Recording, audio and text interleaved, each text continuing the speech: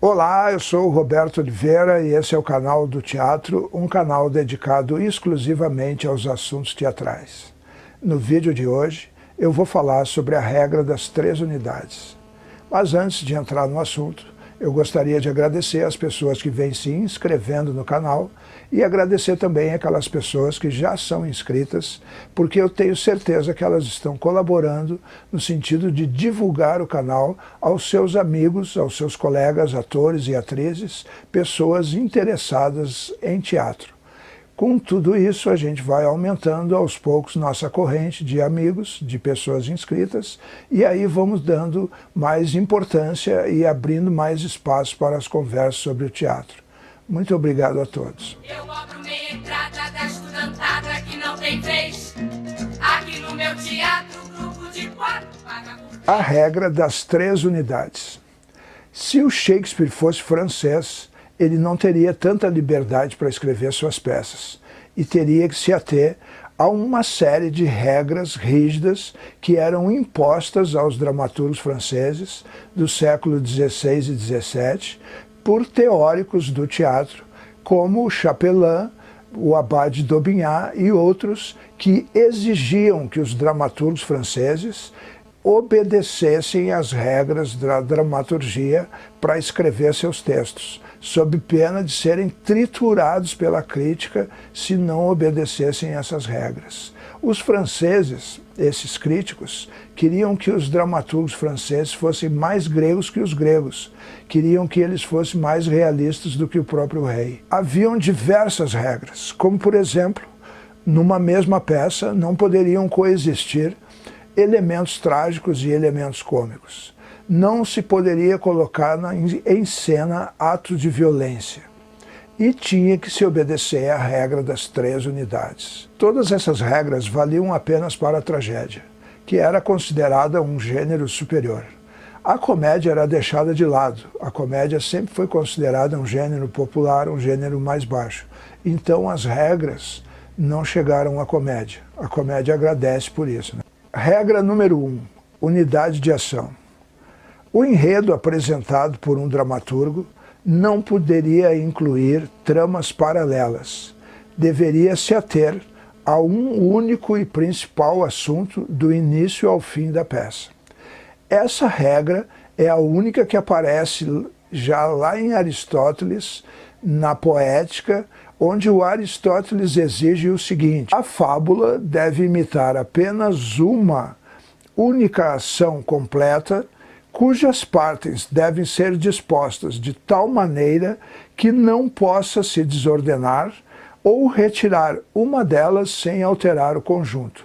Então, já lá na Poética já aparece essa regra da unidade de ação.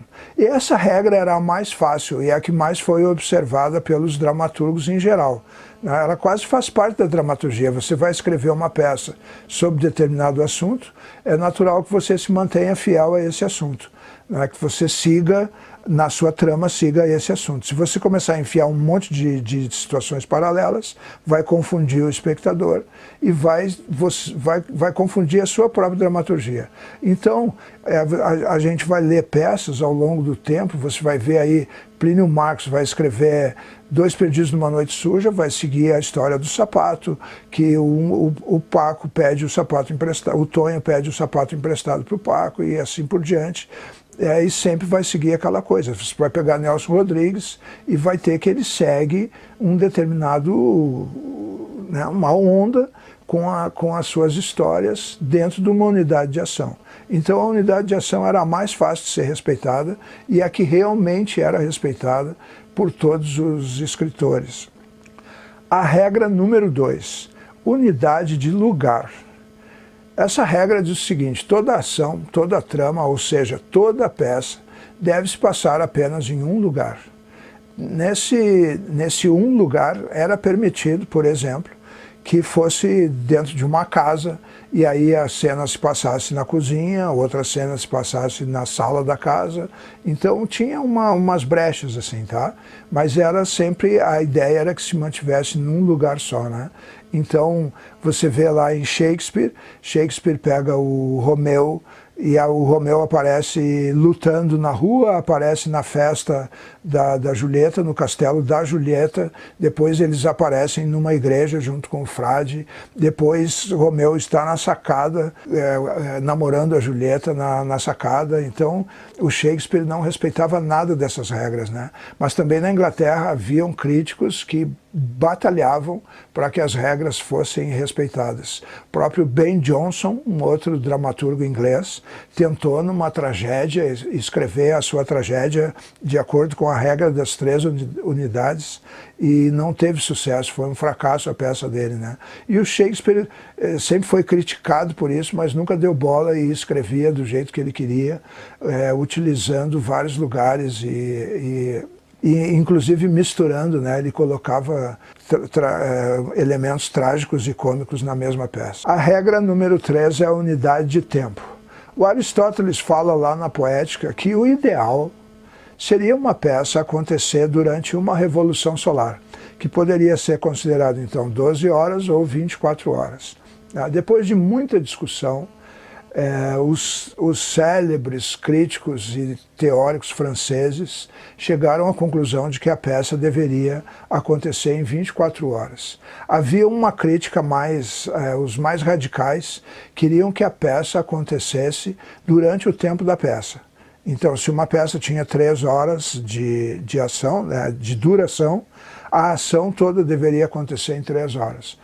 Aí se trabalhou, tinha críticos que diziam que poderia ser 10 horas, 12 horas, né? Mas então, como regra geral, ficou valendo na unidade de tempo que a peça deveria acontecer em 24 horas. Como eu falei, essas regras, elas obrigavam os dramaturgos franceses a serem mais clássicos do que os próprios gregos. Veja bem, Antígona, Édipo Rei, eram peças escritas concisas, peças que duravam um tempo pequeno. E aí os franceses, os dramaturgos, eles tinham que escrever peças em 5 atos, peças que duravam 4, 5 horas. Você imagina escrever uma longa tragédia que dura 5 horas. E aí você tem que obedecer essas regras de tempo, lugar e ação. Realmente era difícil, a maioria dos dramaturgos franceses fracassava nessa missão e os críticos desciam o pau no cara, arrebentavam, execravam o escritor que não conseguisse. 2 grandes exemplos da dramaturgia francesa conseguiram vencer essa missão, que foi Pierre Corneille e Jean Racine. Os dois escreveram obras-primas se atendo fielmente à regra das 3 unidades. Foram os dois, assim, eles passaram para a história do teatro, não só pelas suas obras-primas, mas também como 2 dramaturgos que conseguiram obedecer essas regras. Se você quiser conhecer mais sobre a regra das 3 unidades, pode procurar aqui o livro Dicionário de Teatro, do Patrice Pavis.